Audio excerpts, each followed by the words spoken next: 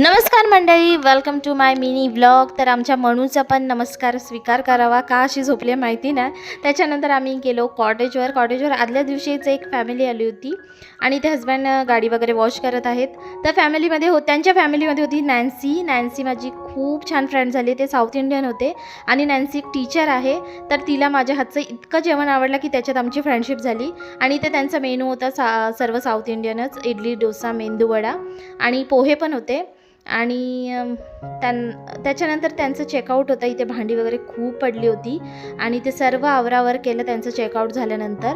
आणि इथे ना शेतामध्ये बोरिंग बसवण्याचं काम चाललं आहे बाजूला शेतामध्ये, आणि त्यांना पाणी लगेच लागलं पण होतं. आणि ऊन बघा, खूप खतरनाक ऊन झालं. त्या उन्हामध्ये ते लोक काम करत होते.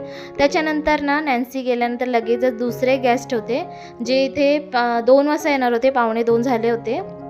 इथे आम्ही हस्बंड वाईफनी सर्व कॉटेज पूर्ण क्लीन केला होता. आणि गेस्ट आले होते पण त्यांचं ना जेवण वगैरे नव्हतं, त्याच्यामुळे आम्ही थोडा वेळ तिथे थांबलो. त्यांना काय लागेल नाही लागेल ते बघितलं आम्ही. त्याच्यानंतर आम्ही निघालो पेट्रोल भरायला. तर आजसाठी इतकाच. व्हिडिओ आवडला असेल तर प्लीज लाईक करा, शेअर करा आणि सबस्क्राईब करा. थँक्यू.